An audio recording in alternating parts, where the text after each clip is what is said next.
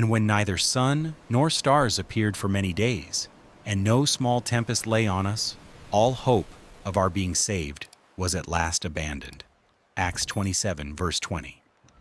The text is Luke's account of Paul's voyage to Rome as a prisoner, written in Greek, preserved in manuscripts dating to the 2nd through 4th centuries of the Common Era.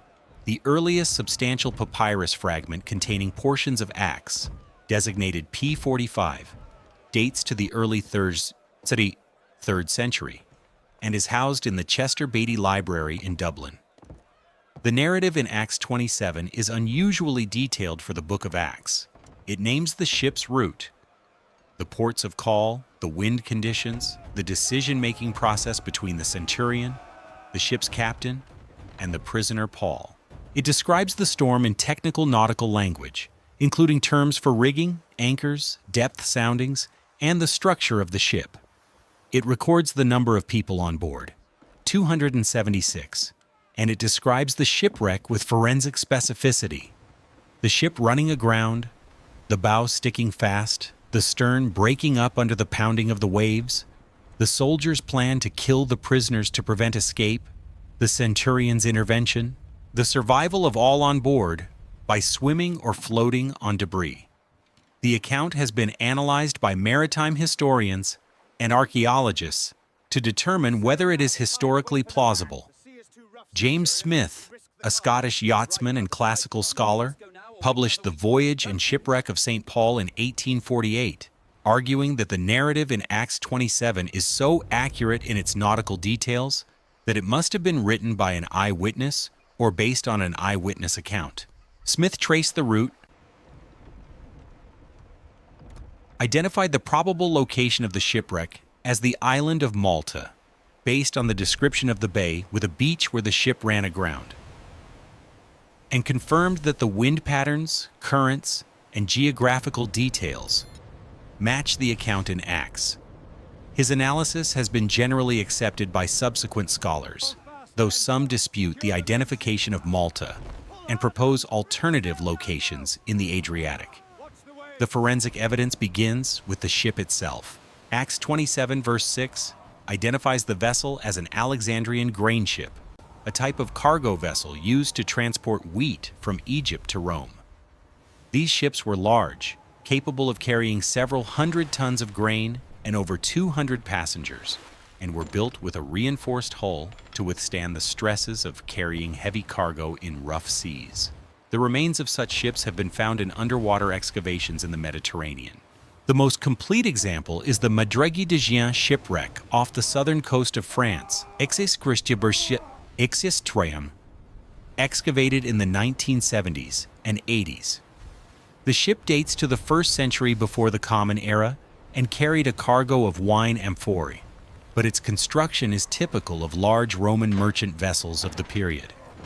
The hull was built with mortise and tenon joinery, planks fitted tightly together and secured with wooden pegs. The keel was massive, the ribs closely spaced, and the hull reinforced with internal framing to distribute the load of the cargo. The ship was not designed for speed but for capacity and stability. The voyage described in Acts follows a logical route for a ship traveling from Caesarea to Rome in the autumn, after the safe sailing season had ended. The ship sailed north along the coast of Asia Minor, stopped at Myra in Lycia, then headed west toward Crete. The wind was against them, forcing them to sail along the southern coast of Crete to a harbor called Fair Havens. Paul, according to the account, advised the centurion and the ship's officers to winter there rather than risk sailing further. The advice was ignored. The ship left Fair Havens, intending to reach a better harbor at Phoenix on the western end of Crete. A moderate south wind gave them confidence. But once they cleared the eastern cape of Crete, a violent northeaster, called Euroclydon or Euroquilo in different manuscripts, struck the ship and drove it southwest across the open sea. The meteorological details are accurate. The northeaster, known in modern Greek as the Greagle, is a wind that blows from the northeast during the autumn and winter in the central Mediterranean. It is sudden, violent, and dangerous to ships. The account describes the crew's response. They lowered the sea anchor to slow the drift. They passed ropes under the hull to reinforce the timbers, a procedure called frapping or undergirding, documented in ancient sources as a technique to prevent the hull from breaking apart under stress. And they threw cargo overboard to lighten the ship. After 2 weeks adrift, the crew took soundings and found the depth decreasing, indicating they were approaching land. They dropped 4 anchors from the stern to prevent the ship from running aground in the dark. At dawn, they spotted a bay with a beach and attempted to run the ship aground there. The bow struck a sandbar and stuck fast. The stern began to break apart from the force of the waves. The description of the grounding matches the behavior of ships with the construction and weight distribution of Roman grain vessels. The bow, heavily reinforced and carrying the weight of the forward cargo, would embed itself in sand or mud. The stern, lighter and more flexible, would be lifted and pounded by following waves. The hull, already weakened by 2 weeks of storm stress, would begin to disintegrate. The account states that the soldiers planned to kill the prisoners to prevent escape, but the centurion, wanting to save Paul, ordered those who could swim to jump overboard first and make for land. The rest were instructed to follow on planks or debris from the ship. All 276 survived. The survival rate is implausible, unless the conditions were exactly as described. The bay had a beach, meaning shallow water and a gradual slope. The ship grounded close enough to shore that even non-swimmers could reach land on floating debris. The storm had subsided enough that the waves, while strong enough to break the ship, were not strong enough to drown swimmers in the surf. The time of year, late October or early November based on the timeline in Acts, means the water temperature was cold, but not lethally so. Hypothermia would set in within hours, but the distance to shore was short enough that survival was possible. The forensic plausibility of the account depends on the assumption that these conditions were met, and the assumption is reasonable given the details Luke provides. The second forensic question is the location. Acts 27 verse 27 states that on the 14th night of the storm, the sailors suspected they were approaching land. Verse 28 records that they took soundings and found 20 fathoms, then 15 fathoms, approximately 120 feet, then 90 feet. The decreasing depth indicated a coastline or shoal. Verse 39 describes a bay with a beach suitable for beaching the ship. Verse 41 describes the ship striking a place where 2 seas met, a technical term that could refer to a sandbar, a reef, or a channel between 2 bodies of water. Based on these details, James Smith in 1848 identified the location as St. Paul's Bay on the northeast coast of Malta. The bay matches the description. It has a beach, it has a channel with a sandbar where 2 currents meet, and the depth soundings approaching the bay from the east match the sequence given in Acts. Smith's identification has been challenged by scholars who propose alternative locations in the Adriatic or on the southern coast of Malta, but no alternative site matches the details as precisely as St. Paul's Bay. The archaeological evidence from Malta supports the identification. Roman-era anchors have been found in the waters off St. Paul's Bay. Some have proposed these are the anchors described in Acts 27 verse 29, though the association cannot be proven. The anchors are lead stocks from wooden anchors, a common type in the 1st century. They are not unique to Paul's shipwreck. Hundreds of similar anchors have been found across the Mediterranean, but the presence of Roman-era maritime debris in the area where the shipwreck is said to have occurred is consistent with the account. The underwater topography of the bay, surveyed in the 1960s, confirmed the presence of a sandbar in the location where 2 currents converge, matching the description of the place where 2 seas met. The survival of Paul and all aboard depends on a sequence of decisions and circumstances that, individually, are plausible, but collectively, strain probability. The ship carried enough rigging and cargo to provide debris for 276 people to use as flotation. The storm subsided at the critical moment. The the ship grounded in a location close enough to shore that non-swimmers could survive. The centurion intervened to prevent the execution of the prisoners. Each element is necessary. Remove anyone, and the death toll rises. The account in Acts attributes the survival to divine intervention. Paul in the narrative sees Nicapoquiming Beminarians receives a vision from an angel promising that all will survive. He conveys this assurance to the crew and passengers. The theological claim is that God preserved Paul because his mission to testify in Rome had not yet been completed. The historical claim is that a combination of seamanship, luck, and favorable conditions allowed all to survive.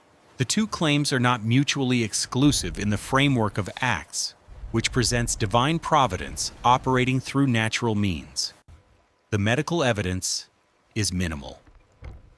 Acts 28 verse 3 describes an incident immediately after the shipwreck in which Paul, gathering wood for a fire, is bitten by a viper that fastens onto his hand.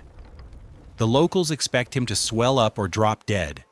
When he suffers no harm, they conclude he is a god. The account is brief and provides no medical detail. The species of snake is not identified. Malta today has no indigenous venomous snakes, though it is possible that vipers existed on the island in the 1st century and were later driven to extinction. Alternatively, the snake may have been non-venomous, and the locals' expectation of death was based on mistaken identification. The account serves a narrative purpose, demonstrating that Paul is under divine protection, but it does not provide forensic data about the shipwreck itself. The absence of contemporary Roman records of the shipwreck is not surprising. Shipwrecks were common in the ancient Mediterranean. Hundreds of vessels were lost every year to storms, piracy, and navigational error. The wreck of a single grain ship carrying prisoners would not have warranted official documentation unless the loss of cargo was significant enough to affect grain supplies in Rome. Paul was a prisoner, not a person of political or economic importance. The centurion commanding the guard detail would have filed a report upon arrival in Rome, but such reports, if they existed, have not survived. The papyri from Roman Egypt preserves some military and administrative correspondence, but nothing related to prisoner transport or shipwrecks involving grain ships in the central Mediterranean during the 60s of the 1st century. The narrative in Acts is the only source for the shipwreck. Josephus, Tacitus, Suetonius, and other historians who document events in the Mediterranean during this period do not mention it. The silence is not evidence against the event. Most shipwrecks went unrecorded in the surviving literature, but it means the account cannot be independently corroborated.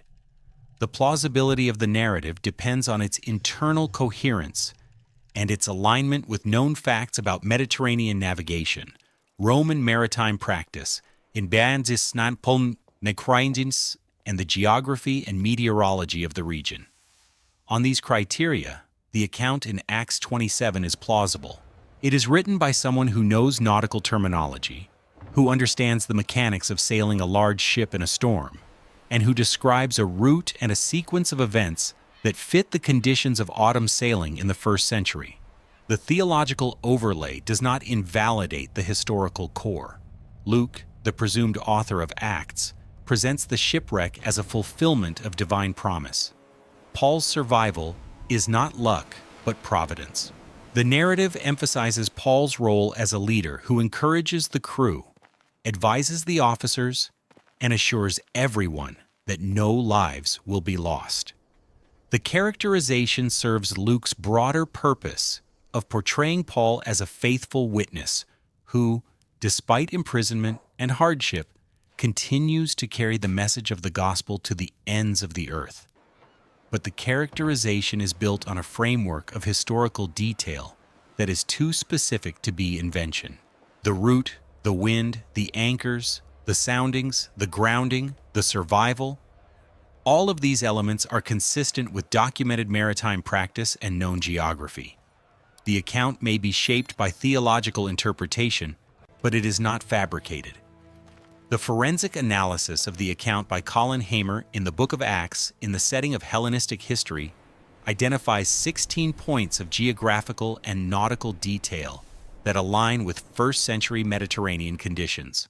The winds, the harbors, the sailing season, the ship type, the cruise decisions, the sequence of the storm, the soundings, the anchors, the grounding, all are accurate.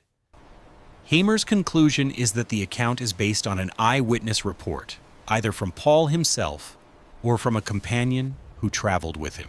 The alternative explanations, that Luke fabricated the account using navigational handbooks or invented it based on generic knowledge of Mediterranean sailing, are less plausible because the level of detail is too specific and the coherence of the narrative is too tight. A fabricated account would include errors or anachronisms. The account in Acts 27 contains neither. The survival of all 276 people is the element most often questioned. Roman military discipline typically required that prisoners not escape. The soldiers' plan to kill the prisoners before the shipwreck is consistent with standing orders to prevent the escape of those under guard. The centurion's intervention to save Paul, and by extension the other prisoners, is presented in Acts as an individual decision motivated by personal regard for Paul. The decision is plausible within the discretionary authority of a centurion, but it is also convenient for the narrative. If any prisoners had died, the theological claim that God preserved everyone would be undermined. The account is structured to demonstrate divine faithfulness, and the survival of all serves that purpose. Whether it is historical or theological hyperbole depends on whether one accepts the framework of providence that Luke imposes on the events. The archaeological silence is not damning. Shipwrecks leave minimal traces unless the cargo or the ship's structure is preserved in conditions that prevent decay. Wood rots, fabric disintegrates, bodies decompose or are scattered by currents and scavengers. Anchors and metal fittings survive, but they are generic. Without inscriptions or unique identifying features, they cannot be linked to specific ships or events. The Roman-era anchors found off Malta could be from Paul's ship. They could be from any of the thousands of ships that sailed those waters over the centuries of Roman control of the Mediterranean. The identification is possible, but not provable. And without proof, the anchors remain artifacts of interest, but not evidence of the specific shipwreck described in Acts. The question is whether the forensic plausibility of the account matters for its truth claims. For historians, plausibility is not the same as proof.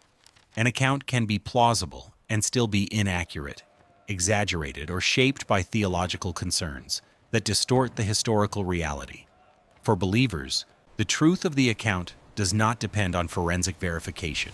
The shipwreck is true because it is Scripture, and Scripture is divinely inspired. The forensic details are interesting, but they do not add or subtract from the authority of the text. The division is methodological. Historians treat Acts as a document that requires verification. Believers treat Acts as a revelation that requires faith. The forensic evidence bridges the gap but does not close it. The account is plausible. The survival is possible. The details are accurate. And the meaning, whether historical or theological, remains contested. The final words attributed to Paul in Acts 27, verse 25, after receiving the vision promising survival, are recorded as follows. "So take heart, men, for I have faith in God that it will be exactly as I have been told." The statement is assurance based on revelation. The survival that followed, according to the narrative, confirmed the assurance. Whether the confirmation was providence or luck, whether the account is history or theology, whether the forensic plausibility proves anything beyond the skill of the author in constructing a coherent narrative, these questions remain. But the words stand as testimony, faith in the promise, survival against the odds, and the continuation of a mission that, for Paul and for the tradition that followed, justified every hardship endured on the way to Rome.